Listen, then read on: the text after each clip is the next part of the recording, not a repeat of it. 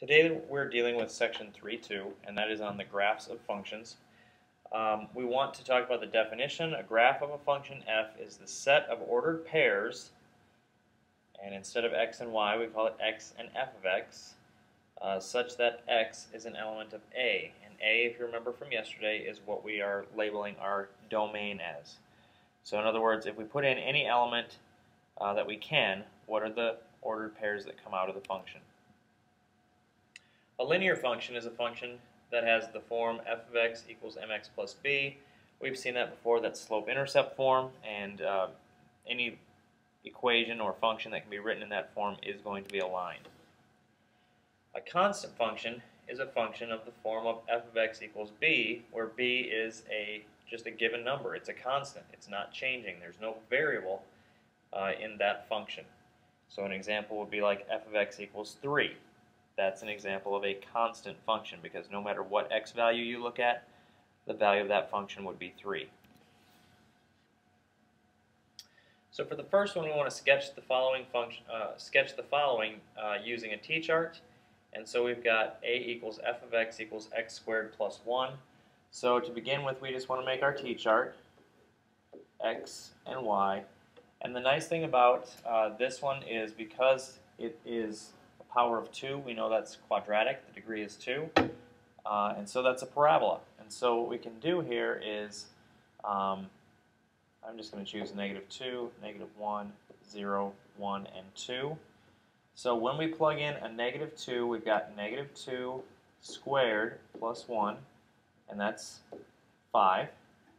And then we've got negative 1 squared plus 1, and that's 2. And then 0 squared plus 1 is 1. 1 squared plus 1 is 2 again. And 2 squared plus 1 is 5 again.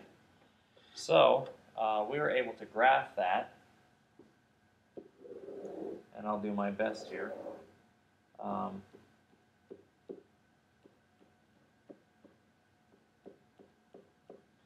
We've got negative 2 comma 5 is this point. Negative 1 comma 2, 0, 1, 1, and that one. So our graph is going to be this parabola that comes down through those points. And again, because it's a power of 2, we know it's a parabola and we know it's a U-shape.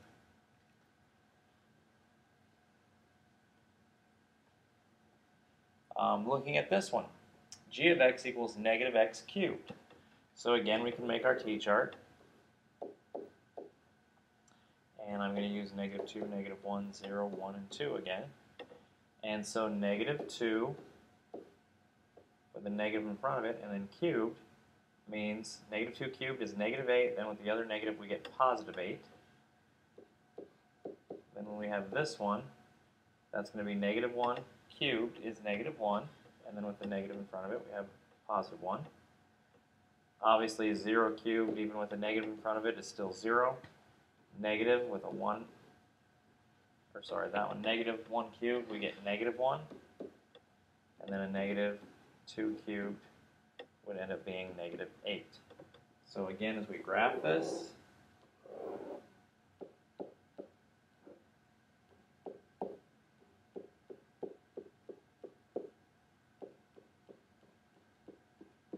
we just graph our sets of ordered pairs. So negative 2 comma 8 would be this point right here. Negative 1 comma 1 is right there. 0, 0 is on the origin. 1, negative 1, and 2, negative 8. And so what we get is this curve that comes down through here, and we get that. So that is our g of x equals negative x cubed.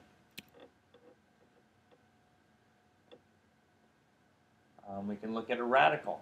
So now with this one, I'm going to pick some very specific numbers. We want to pick numbers that are easy to work with. So we want to make sure that the stuff in here is a perfect square. So the lowest number that we can take the square root of is 0. So I'm going to put in a 1 for x, because the square root of 1 minus 1 is going to be 0.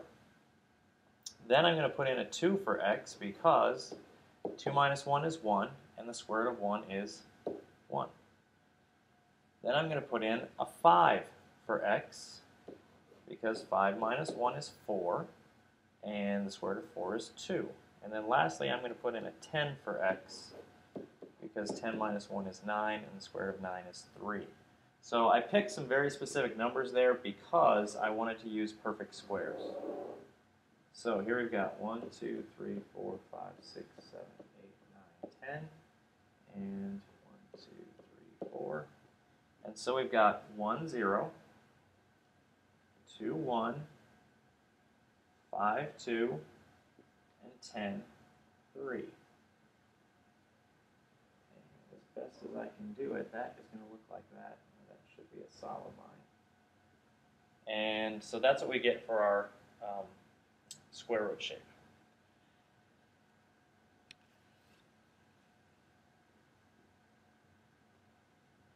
Now what we're going to do here in example 2 is we're going to look at the graph of x to the nth power, where n is some odd integers, 1, 3, and 5. And I've actually got that graphed already. You can actually graph it on a graphing calculator. But here's our graph of that, and we want to just look at some things as we look at that. So as we look at this, a key thing that you'll notice is they all start on the left-hand side. They all start down here in the negative area. Okay, so they start at the bottom left of the graph, and then they also all end up here in the top right of the graph. And that's kind of an important characteristic as we look at this. And you'll see, first of all, the blue line is the linear one, x to the first power. The red line is x cubed, and then the green line is x to the fifth. Another thing you'll notice is they all go through this point right here, and this point right here, and this point right here at the origin. So the reason is because -1 to any odd power is always -1, so that gives us this one. 0 to any power is 0, so that gives us that one. And then 1 to any power is also going to be 1. So that's why these are all hitting those 3 points on the graph, and that's just something that we want to take a look at. Next, we want to graph the ones that are even exponents, and so we've got 2, 4, and 6. Notice the blue one is a parabola, and then the red one is x to the fourth, and the green one is x to the sixth power. Again, there are some characteristics we want to look at. They all go through this point here when x is -1. They all go through this point here when x is 0. And they all go through this point here when x equals +1. Again, for similar reasons as happened with the odd functions. The other thing we want to notice is on the left-hand side, they are both going up, and on the right-hand side, they're both going up. And that is a characteristic of any function that has an even exponent. So as far as conclusions that we can draw, those are basically the conclusions that we're looking at for an even function. On both sides, you're going to have the shape opening upward. On an odd powered function, you're going to have one side that's opening up and the other side is going down. So let's take a look now at a function that's given to us here. It says the function t, graphed below, gives the temperature between noon and 6 p.m. at a certain weather station.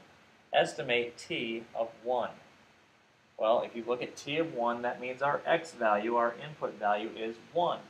So what we're going to do is go right up here from the 1, and we see that is the value that we're looking at. So just kind of estimating across, it looks like that value is going to be about 11. So the temperature would be about 11 degrees. T of 3, we're going to do the same thing. We're going to go up here from 3 and look at that, and that one's right on the line for us, so that one is going to be 25. T of 5, as we go up here, we check out that one, and again we see that's actually pretty much the same as it was for T of 1, and that's going to be 11 degrees also.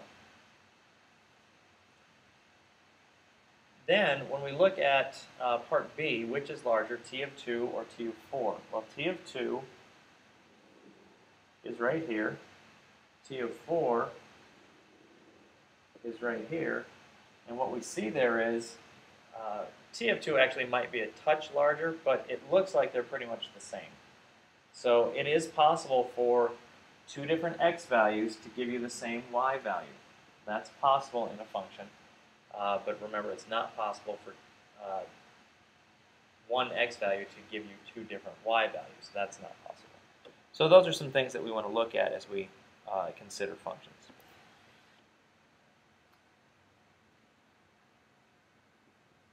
All right, f of x equals 9 minus x squared. We want to graph this.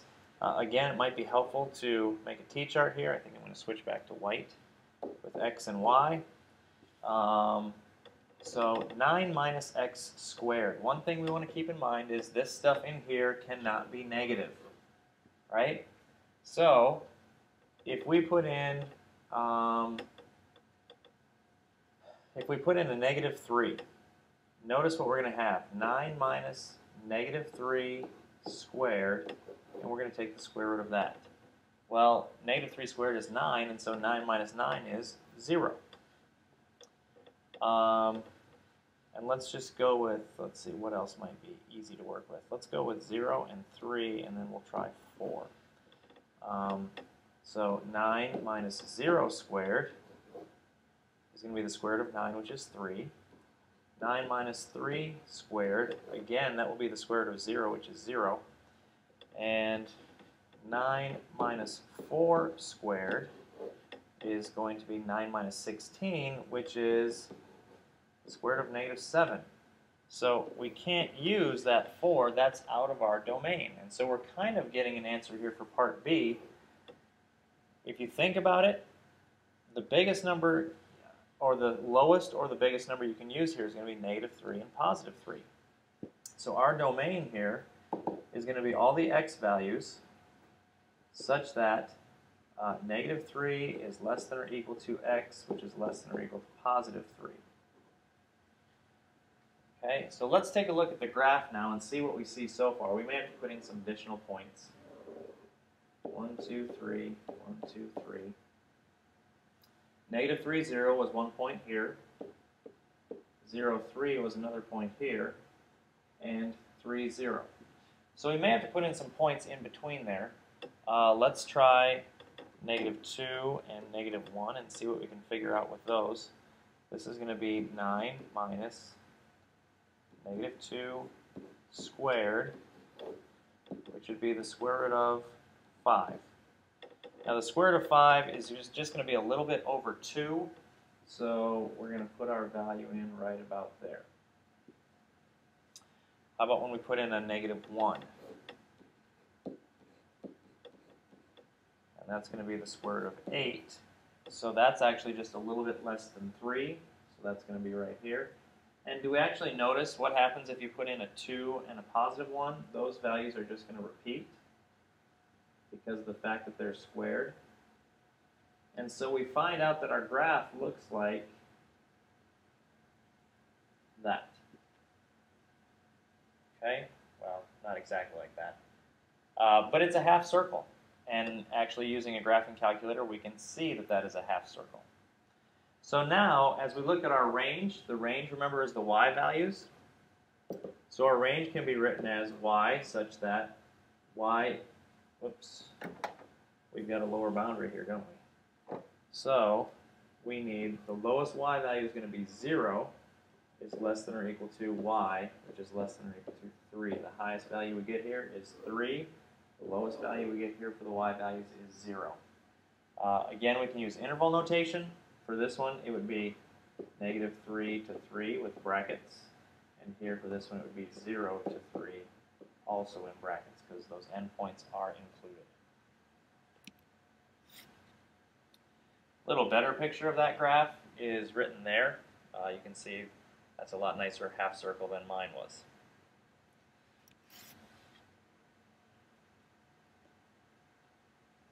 So, a piecewise function. Now with a piecewise function, the key thing here is that we're using different functions depending on what x values we have. So here's how we do this. Notice our boundary point here is the 2. We're dealing with when x is greater than 2 and when x is less than or equal to 2. So what we do is we want to pick some values less than 2 and greater than 2. So I'm going to start with, I think I'll just use 0, 1, and 2. And then what we do is we have, that's one of the functions, and then we have to use that boundary point again, and we use 2, 3, and 4. So using this function here, we're going to put in a 0. So 0 squared is 0, 1 squared is 1, and 2 squared is 4. So to begin our graph, we've got 0, 0,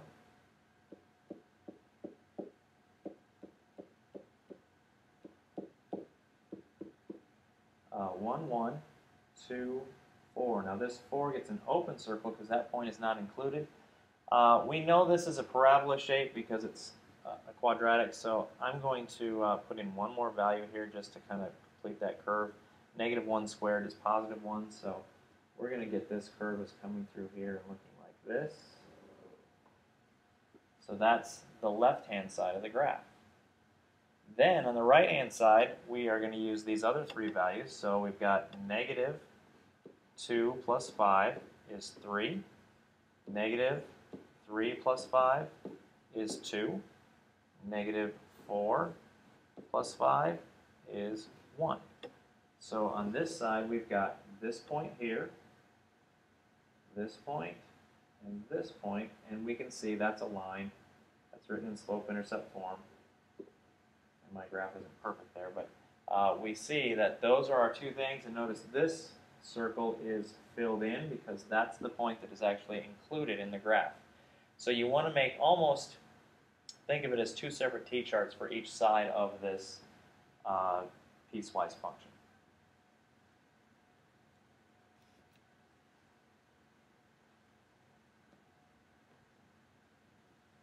Okay. Another thing that people don't realize, and you probably haven't talked about a whole lot, is that an absolute value function is actually a piecewise function. When we see the absolute value of x minus 3, well, that value is actually just x minus 3 as long as that x minus 3 is positive. Okay, and if x minus 3 is positive, if we do some simplifying, we add 3 to both sides, and we find out that x is greater than or equal to 3. But the thing that messes people up is that if this x minus 3 is less than 0, if it's negative, we have to take the opposite of it to give us the absolute value, because we all know the absolute value of negative 6, for instance, is positive 6. We take the opposite. Now, we haven't learned it that way. What we learn is you just take the sign off. But that's an important thing to understand here, that the absolute value of a negative number is equal to its opposite. And that's what this symbol right here is explaining. It's explaining that it's the opposite. It doesn't mean that this is a negative number. And that's what messes people up, is they see that sign and they think it's a negative. It's not. We're dealing with they're the opposite of a negative.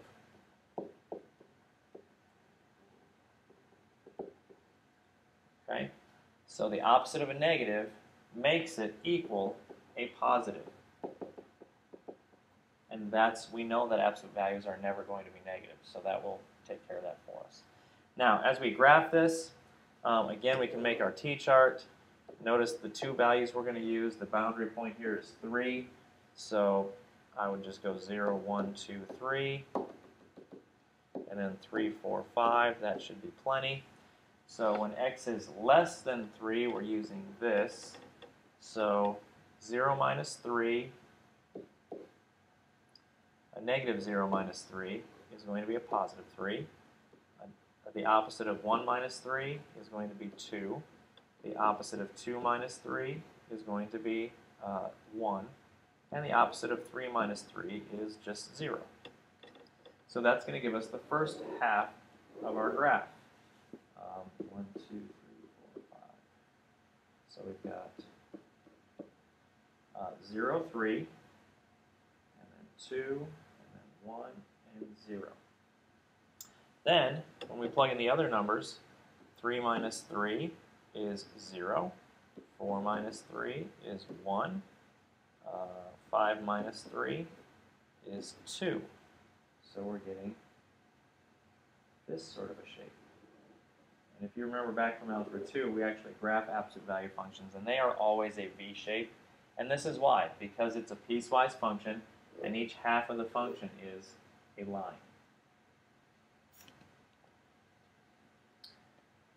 Now the last main type of function that we're going to look at is a step function. And a step function is kind of hard to understand initially when you see it. But a step function, this is what we call the greatest integer function.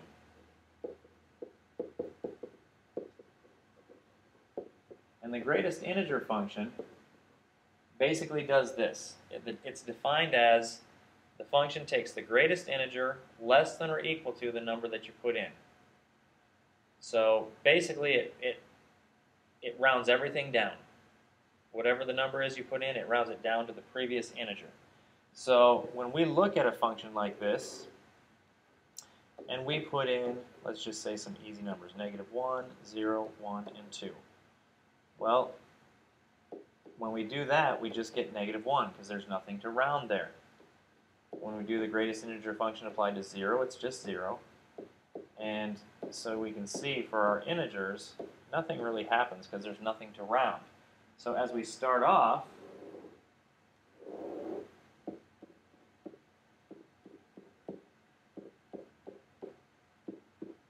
we see that nothing very interesting happens here. It just looks like, if we were going to draw this, it just looks like a line. Okay? But here's where things start getting interesting. If I put in, let's say a 1/2, 0.5. Well, what happens when we round 0.5 down? It goes down to 0. And we can use 0.9, let's say. And when we round 0.9 down, it goes down to 0. And what happens if we put in 0.99?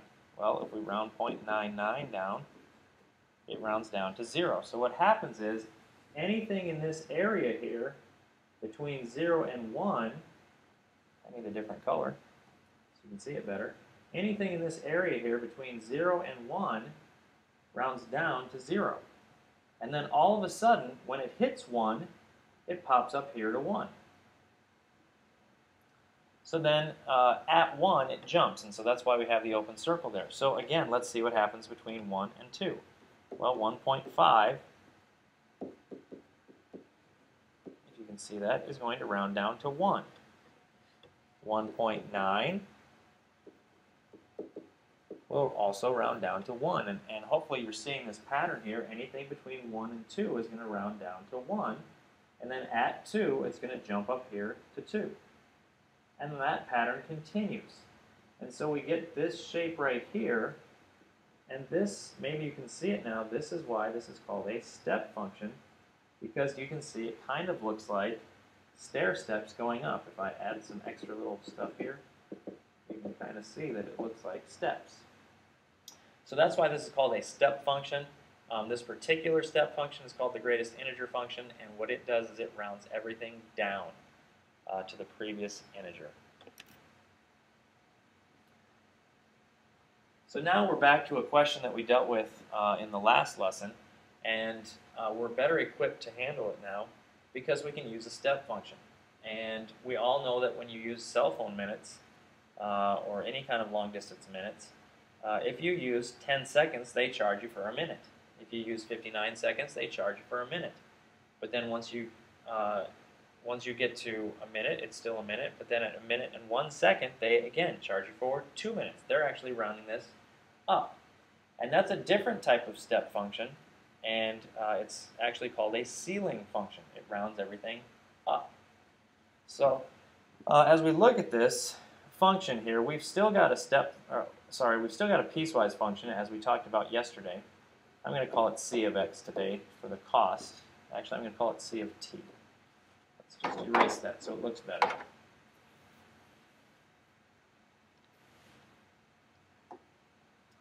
So I'm going to call this piecewise function c of t. And again, we have two parts. We have the stuff where our time is less than or equal to 450 minutes. And then we have the stuff where our time is greater than 450 minutes. And we already discussed yesterday that the price for 450 minutes, the first 450 minutes, is $39.99, no matter if you use 3 minutes, or no matter if you use 450 minutes exactly. Now, to describe the other side with a function, remember we're going to be paying that $39.99 no matter what. Then we have to add in the price for any additional minutes, and remember that additional price is 45 cents. Now, here's how we represent a ceiling function. It's kind of like that greatest integer function, but you only have the bracket part, I guess, on the top. So what's going to go in here is actually very similar to what we did yesterday. We're going to have t, the amount of minutes, minus 450. And so, for instance, if we use 450 minutes and 30 seconds, they're going to subtract that. You're going to get it rounded up to, instead of a half a minute, it'll round up to 1 minute. And you'll multiply that by your 45 cents here, which is your rate for each additional minute. So there's our step function to help us with that. So then we want to know, what is the charge for 451 minutes? So what is the cost for 451.9 minutes? Well, that's going to be in this area. And it's $39.99 plus 0.45 times, step function, 451.9 minus 450. And we can see that when you subtract that, you get inside of here 1.9.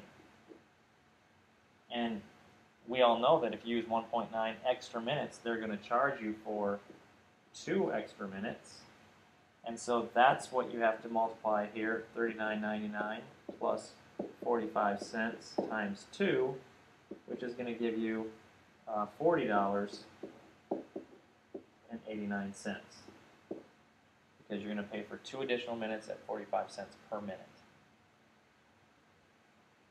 Okay, a similar thing is going to happen, and I'm just going to erase this because I don't have space right now.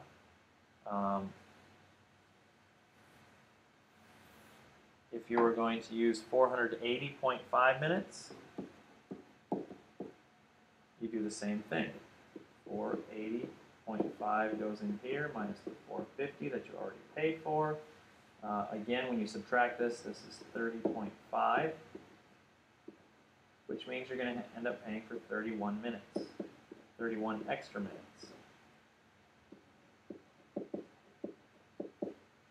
And so your cost is going to be that $39.99 plus 45 cents times 31 minutes. That's stuff you can do on a calculator, so I'm not going to use time to do that right now. One more thing that we have to talk about when we talk about functions is what is called the vertical line test. The vertical line test helps us determine if something is a function or not. And here's what it says. A curve in the coordinate plane is the graph of a function if and only if no vertical line will intersect the curve more than once. So what that means is, if I draw a vertical line, any vertical line, notice right here it hits 3 times. That tells us that that is not a function. If you look at this one, we can see that one is a function. So that one, yes, it is a function. This one, no. This one, well, we know that's kind of a parabola shape. Yes, that's a function. And finally, this one hits in 2 spots, so that one, no, it is not a function. The last thing we want to look at here is, are these defined as functions? The way we do this is we just get the y by itself. This one's pretty easy. You add x cubed to both sides, and you get that. And yes, that is a function. That's a polynomial. Polynomials are all functions. In this case, we have to subtract the x squared, and then we take the square root of both sides. And remember, when we take the square root of both sides, we put in this plus or minus. And so because of that plus or minus, for every x value that we put in, we're getting 2 y values out. And so no, that is not a function. That's going to be the key thing to look for in an equation to determine if it's a function or not, the plus or minus. There's a summary of our basic graphs on page 232 in your textbook, and that is going to complete our lesson for today. Those are the problems to look at, and again, you'll have time to work on that tomorrow in class.